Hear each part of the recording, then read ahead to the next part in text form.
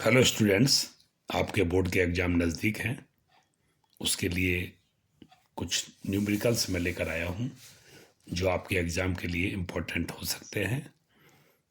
आप उनको देखें और उनको लिखकर करने का प्रयास करें। जैसे यहाँ पर देख रहे हैं, हम फर्स्ट न्यूमेरिकल में देख रहे हैं कि कॉर्नर सी पर स्थित आवेश पर बल की गणना हमें करनी है। वैसे तो ये वर्ग है, तो हम किसी भी कॉर्नर पर यदि हम वो बल निकालते हैं तो वो एक ही बात होगी, लेकिन पर्टिकुलर कॉर्नर सी पर दिया हुआ है तो हम सी पर ही चर्चा करेंगे। चारों कॉर्नर पर क्यू आवेश रखे हैं। वर्ग की जो रेडियस है यानी त्रिज्या है वो आर है, तो विकर्ण जो होगा वो आर अंडर रूट 2 हो जाएगा।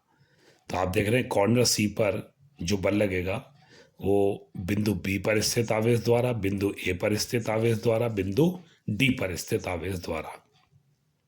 अब बिंदु बी पर जो स्थित आवेश द्वारा बल लगेगा वो दोनों आवेशों को मिलाने वाली रेखा के अनुदिश प्रतिकर्षण बल दूर की ओर एफ बी। बिंदु डी पर स्थित आवेश द्वारा बिंदु सी पर एफ डी हो गया, ये भी दूर की तरफ।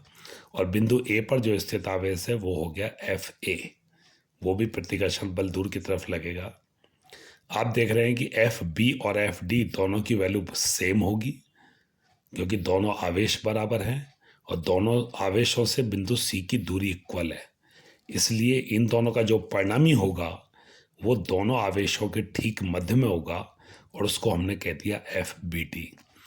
देन टोटल जो फोर्स लगेगा वो F C is equal to F A plus F B T. Coulomb के नियम की यदि हम बात करें तो एफ ए के क्यू इंटू क्यू यानी K Q one Q two upon R square होता है, तो K Q into Q upon R root 2 का होल स्क्वायर यानी K Q square upon 2 R square हो जाएगा। Then F B D is equal to under root F B square plus F D square, क्योंकि आप देख रहे हैं theta is equal to 90 degree है। इस वजह से थीटा जब 90 डिग्री होता है तो परिणामी इसी तरीके से निकलता है। तो ये हो जाएगा 2fb स्क्वायर, क्योंकि F B is equal to F D, then is equal to हो गया F B root 2 K Q square upon R square root 2। ये हो गया K Q square upon R square root 2 हमारे पास आ गया। अब इन दोनों को इक्वेशन नंबर 1 में रख देंगे और 1 में रखने के बाद दोनों को रखकर ठीक है इसको सॉल्व कर लेंगे। और जो इसकी डायरेक्शन होगी टोटल फोर्स की वो ए से सी की तरफ ही होगी। नेक्स्ट क्वेश्चन की तरफ हम आते हैं। पी क्यू और आर पर चुंबकीय क्षेत्र का परिमाण व दिशा बतानी है। आप देख रहे हैं कि यहाँ पर 3 बिंदु हमें दिए हुए हैं, पी क्यू एंड आर। ठीक है, बिंदु पी पर धारा 20 एम्पियर के कारण, बिंदु पी पर ही 30 एम्पियर के कारण, ऐसे ही क्यू पर और ऐसे ही आर पर। आप जानते हैं अनंत रेखीय आवेश के कारण उसके निकट बिंदु पर क्षेत्र की तीव्रता B is equal to mu naught I upon 2 pi R होती है। ठीक है, तो जब हम बिंदु पी पर चर्चा करेंगे तो राइट हैंड रूल, दाहिने हाथ का नियम हमें मालूम होना चाहिए। फ्लेमिंग लेफ्ट हैंड रूल भी ले सकते हैं, एक ही बात है। तो आप देख रहे हैं कि जो B1 जो पहला वाला वायर दिया हुआ है उससे बिंदु P की दूरी 10 सेंटीमीटर है और जो दूसरा वाला वायर है उससे दूरी 20 और 10 30 सेंटीमीटर है। तो आप देख रहे हैं पहले वाले वायर से दूरी कम है यानी चुंबकीय क्षेत्र ज़्यादा, दूसरे वाले वायर से दूरी ज़्यादा है यानी चुंबकीय क्षेत्र कम। इस हिसाब से यदि हम देखें तो बिंदु P पर जो परिणामी क्षेत्र होगा B P is equal to B1 minus B2, क्योंकि B1 की वैल्यू ज़्यादा है और B2 की वैल्यू कम है। तो B1 माइनस B2 हो जाएगा, तो ये हो जाएगा आपका 2 इंटू 10 की पावर माइनस 7, ये म्यू नॉट अपॉन 2 पाई की वैल्यू है, क्योंकि हम जानते हैं mu naught is equal to होता है 4 पाई इंटू 10 की पावर माइनस 7।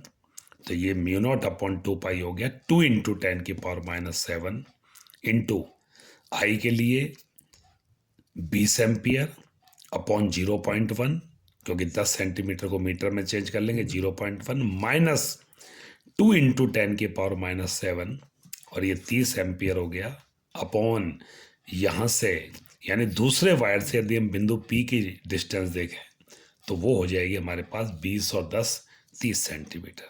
ये आ गया।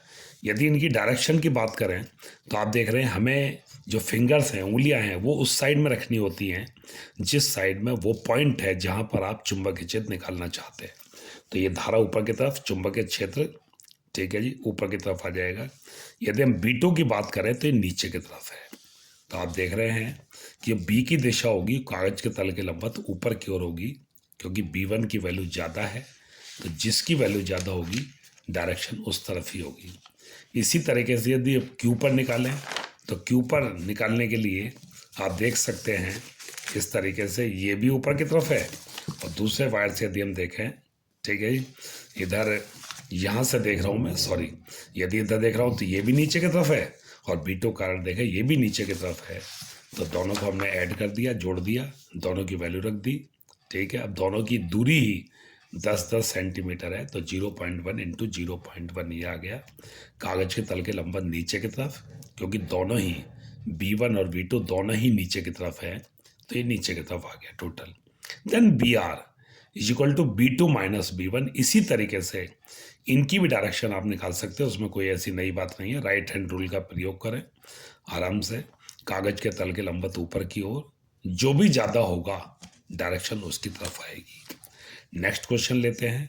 50 ओम के धारामापी में 0.05 एम्पियर धारा से पूर्ण स्केल विक्षेप हमें प्राप्त हो रहा है, और जिससे पूर्ण स्केल विक्षेप प्राप्त होता है वो IG होता है, ठीक है। उस संट प्रतिरोध की लंबाई बताइए जब इसे 5 एम्पियर के धारामापी में परिवर्तित किया जाता है। ए भी दिया हुआ है, रो भी दिया हुआ है। Then G is equal to 50 ohm, IG दे रखा है, जिसमें कन्वर्ट करना है वो I है। L और S हमें निकालने होंगे, पहले S निकालना होगा उसके बाद L निकलेगा। तो संट के लिए फार्मूला आप ध्यान रखें, ये फार्मूला होता है IG upon I minus IG into G, 0.05 upon 5 minus 0.05 into 50। इसको सॉल्व कर लें, 0.5 ओम आ जाएगा। Then R is equal to rho L upon है, अब जानते हैं S is equal to rho L upon है, R की जगह S लिख सकते हैं क्योंकि हमने प्रतिरोध को S लिखा है। Then L is equal to S A upon rho, S की वैल्यू हमने निकाल ली है, A हमें दिया हुआ है जिसको हम मीटर स्क्वायर में कन्वर्ट कर लेंगे, 10 की पावर -4 कर देंगे, और रो हमें दिया हुआ है, दोनों वैल्यू को रखकर हम सॉल्व कर लेंगे, 2.97 ये सेंटीमीटर आ जाएगा। नेक्स्ट क्वेश्चन की तरफ चलते हैं। हाइड्रोजन परमाणु में बामर श्रेणी की प्रथम रेखा की तरंगदैर्ध्य हमें दी हुई है। लाइमन श्रेणी की प्रथम रेखा की तरंगदैर्ध्य हमें कैलकुलेट करनी है। अब हाइड्रोजन परमाणु के लिए आप जानते ही हैं बोर मॉडल के अनुसार 1 upon lambda is equal to R, 1 upon N1 square minus 1 upon N2 square. अब बामर श्रेणी की प्रथम रेखा की यदि बात करें तो 1 upon lambda 1 is equal to R, 1 upon 2 square minus 1 upon 3 square. First line की यदि हम बात कर रहे हैं बामर, लाइमन के बाद आता है बामर। लाइमन के लिए N1 इज इक्वल टू 1 होगा, बामर के लिए N1 हमेशा 2 होगा। लाइमन, बामर, पाश्चन के लिए N1 3 होता है। इसी तरीके से सब आपको बताए हुए हैं। तो 1 upon 2 square minus 1 upon 3 square, क्योंकि प्रथम रेखा की बात कर रहे हैं, इसको सॉल्व कर लेंगे तो लैम्डा 1 आ गया 36 अपॉन 5R। यहाँ उल्टा जरूर कर लें। लाइमन श्रेणी की प्रथम रेखा के लिए 1 अपॉन लैम्डा 2, क्योंकि उसको लैम्डा 1 कह दिया तो इसको मुझे लैम्डा 2 लिखना पड़ा, R 1 upon 1 square minus 1 upon 2 square. इसको सॉल्व करेंगे लैम्डा 2 आ जाएगा। देन इक्वेशन 2 को 1 से डिवाइड कर लें क्योंकि लैम्डा 2 हमें कैलकुलेट करना है।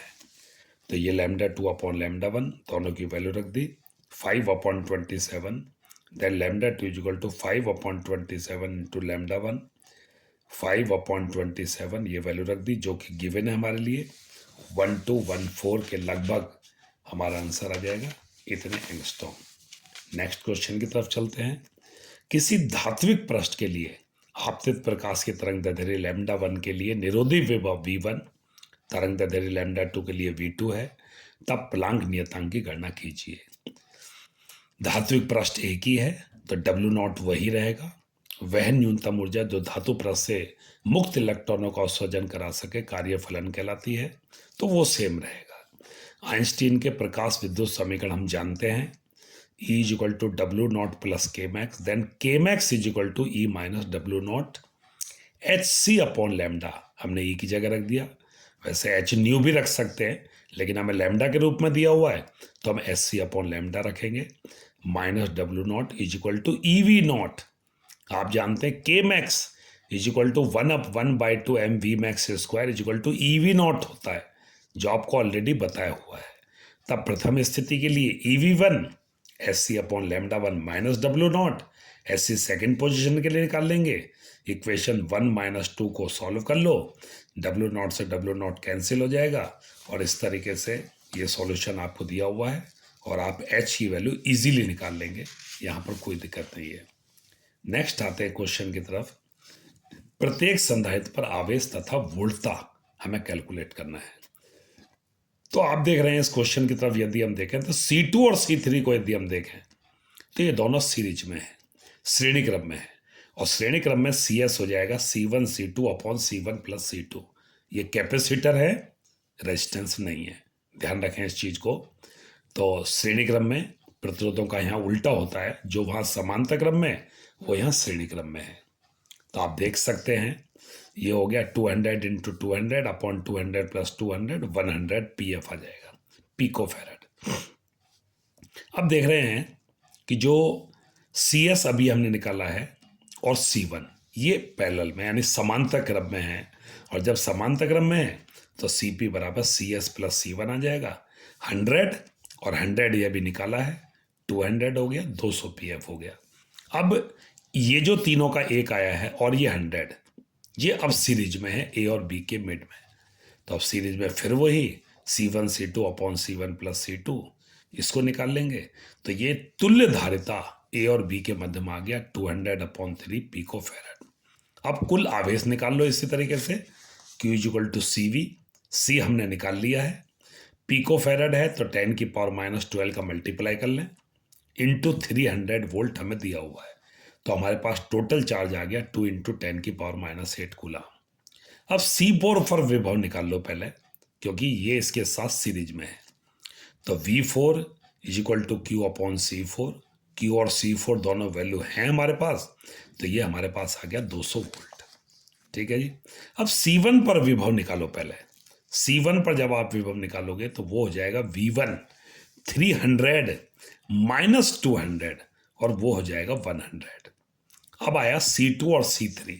अब C2 और C3 को आप देख रहे हैं, ठीक है, दोनों की कैपेसिटी इक्वल है, तो दोनों पर जो वोल्टेज होगा वो बराबर रूप से बटेगा, और बराबर रूप से बटने का मतलब हो गया कि जब यहाँ 100 PF पर 100 है तो इन दोनों पर भी 100 ही होगा, और वो 100 हमारे पास हो गया, टोटल 100 है, दोनों को हाफ हाफ मिल गया यानी 50 वोल्ट।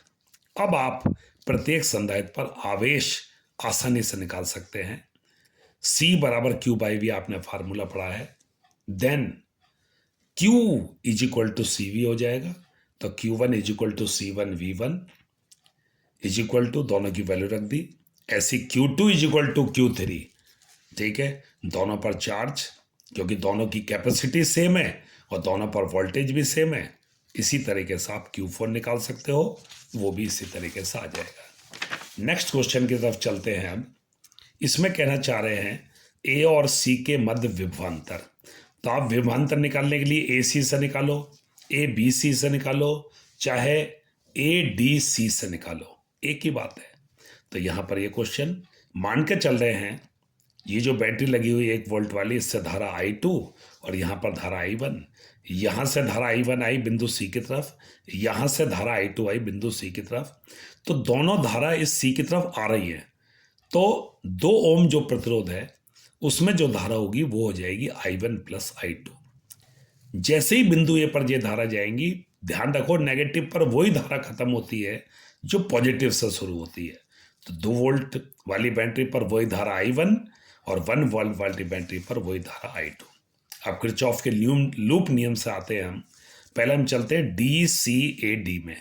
तो आप धारा की दिशा में चल रहे हो तो धारा और प्रतिरोध का गुणनफल पॉजिटिव लिया जाएगा, तो यहाँ पर हो गया I1 plus 2, I1 plus I2 is equal to 1। ठीक है, इसको सॉल्व कर लेंगे, कोई नई बात नहीं है। इसी तरीके से सेकंड लूप में आइए, तो यहां से जब आप चलोगे इस तरीके से, तो यहां से ये 1i1 plus 2i1 plus i2 is equal to 2, इसको सॉल्व कर लो। दोनों में से i1 या i2 किसी को भी इक्वल करके आप उनको मैथमेटिकली सॉल्व करके आप i2 और i1 की वैल्यू निकाल सकते हैं, उनमें कोई ऐसी बड़ी बात नहीं है। अब क्योंकि हमें ए सी के मध्य विभवांतर निकालना है, वैसे कहीं से भी निकाल सकते हैं, यहां से निकाल लो। V A C is equal to I R, तो आई आर के लिए i1 प्लस i2 दोनों की वैल्यू निकालनी पड़ेगी। टोटल करंट निकाल लिया, then V A C is equal to I R is equal to 3/5 into 2 is equal to 6/5 volt आ जाएगा। ठीक है जी, ये क्वेश्चन हो गया। नेक्स्ट तरफ चलते हैं। यहां देखें, किसी परमाणु के लिए ऊर्जा स्तर आरेख प्रदर्शित है। ऊर्जा स्तर C से A संक्रमण होने पर तरंग दैर्ध्य, C से B ये भी तरंग दैर्ध्य गिवन है, हमें निकालनी B to A। ठीक है, चित्र से यदि हम बात करें EC minus CA SC upon, वैसे H न्यू होता है क्योंकि तरंग दैर्ध्य दी हुई है, तो HC upon λ1, EC minus CB HC upon λ2, और हमें कैलकुलेट करना है, ठीक है, EB माइनस EA, इसके लिए हमें उत्सर्जित तरंग दैर्ध्य कैलकुलेट करनी है, यानी λ3 हमें कैलकुलेट करना है। अब हमने क्या किया, समीकरण 1 में से 2 को घटा दिया, घटाने के बाद हमारे पास EB माइनस E आ गया, SC कॉमन ये आ गया। अब EB माइनस E की जगह आप रख सकते हो HC अपॉन λ3, SC से HC को कट कर दिया, देन 1 अपॉन λ3, इसको सॉल्व कर लो। ठीक है, वैल्यू रख दो और सॉल्व करने के पास हमारे पास ये क्वेश्चन आ जाएगी। ठीक है, ये कुछ न्यूमेरिकल इस वीडियो के लिए। नेक्स्ट वीडियो के साथ दोबारा उपस्थित होते हैं। लाइक और शेयर करें, सब्सक्राइब करें। Thank you.